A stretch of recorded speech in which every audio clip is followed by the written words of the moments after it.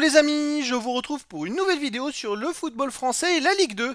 Et je vais vous présenter le match Laval contre Dunkerque. C'est un match qui a lieu ce vendredi 18 octobre 2024 à 20 h pour le compte de la 9e journée du championnat de France de football de Ligue 2 saison 2024-2025. Alors Laval c'est le 10e du classement qui reçoit Dunkerque le 3e. Dans cette vidéo on va revenir sur le classement de la Ligue 2 avec les statistiques des deux équipes. On verra aussi le classement des meilleurs buteurs et passeurs de Ligue 2 ainsi que pour ces deux équipes en Ligue 2. Puis on enchaînera par tous les résultats et stats de tous les matchs joués, toutes compétitions confondues depuis le début de la saison par Laval et Dunkerque. Et on terminera par les compositions d'équipe et tactiques éventuelles, ce qui nous permettra d'avoir une idée, une tendance à cette rencontre. Alors pour ceux qui souhaitent voir ce match à la télé, sachez que vous pouvez le voir sur Beansport 7. Et donc, au classement, on a donc Laval qui est 10e de Ligue 2 avec 11 points en 8 matchs, 3 victoires, 2 nuls, 3 défaites, 12 buts marqués, 8 buts encaissés, plus 4 de différence de but. Laval avait mal démarré le championnat, ils sont en train de revenir petit à petit. Et donc là, ils sont pas très loin de recoller vraiment au peloton.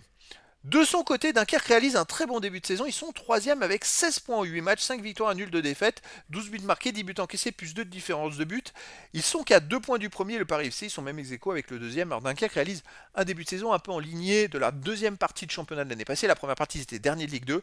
Et puis après, ils ont fait une remontada. Et puis à la fin, ils ont eu un petit coup de fatigue où ça s'est un peu tassé. Mais voilà, Dunkerque est parti un peu dans ce style de la deuxième partie de saison dernière.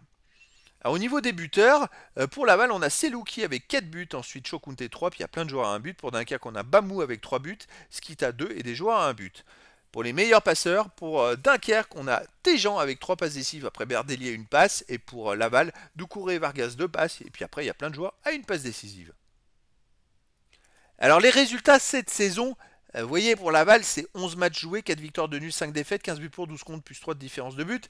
Laval a très mal démarré le championnat, ils ont perdu les deux premières journées, ils ont fait 2 nuls, puis ils ont enchaîné 3 victoires d'affilée en marquant 3 buts à chaque fois et en faisant 2 victoires à l'extérieur. Et ça leur a mis un coup de boost. Malheureusement, ils ont perdu au Paris FC, le leader de Ligue 2, 1-0 à la dernière journée. C'est pas non plus ridicule. Ça leur a un peu cassé le rythme, mais je pense qu'ils ont trouvé une bonne formule et que ça va beaucoup mieux. Dunkerque, de son côté, marche très très fort. Parce que c'est étonnant, ils sont qu'à 2 points du premier, ils sont 3e. Mais alors qu'ils ont commencé par 2 défaites. Alors ils n'ont pas attendu, comme la saison passée, la deuxième partie de championnat pour enchaîner les bons matchs. Cette fois, ils se sont dit on va enchaîner tout de suite. Fini les défaites. Et dès la 3e journée, ils sont enchaînés quand même 5 victoires et un nul en 6 matchs. C'est quand même très très fort. Donc depuis la 3e journée, c'est la meilleure équipe de Ligue 2. Et donc là, on a en face un Dunkerque-Laval. Laval-Dunkerque qui est quand même très intéressant parce que Dunkerque, ça marche très très fort. Et Laval, écoutez, revient très bien quand même.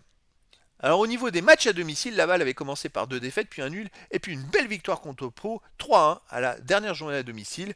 Dunkerque à l'extérieur de son côté avait commencé par une petite défaite au Paris FC. En plus ils ont perdu 2 matchs, mais au Paris FC ils ont perdu 3-2. Chez le leader, ils auraient fait match nul, c'était eux qui étaient leaders. Et donc ils ont gagné à Clermont 1-0, ils ont fait un partout à Martigues. Mais attention, parce que si on se rappelle la saison passée, Dunkerque en première partie de saison, on gagnait pas un match à la maison, et c'est à l'extérieur qu'ils faisaient des victoires 1-0. Ils ont continué à faire pareil en deuxième partie de saison avec en plus des bons résultats à la maison. Dunkerque, c'est une équipe qui voyage mieux, qui sont à domicile. Cette saison, c'est un peu moins le cas que la saison passée, mais c'est pour vous donner un indice sur ce match-là.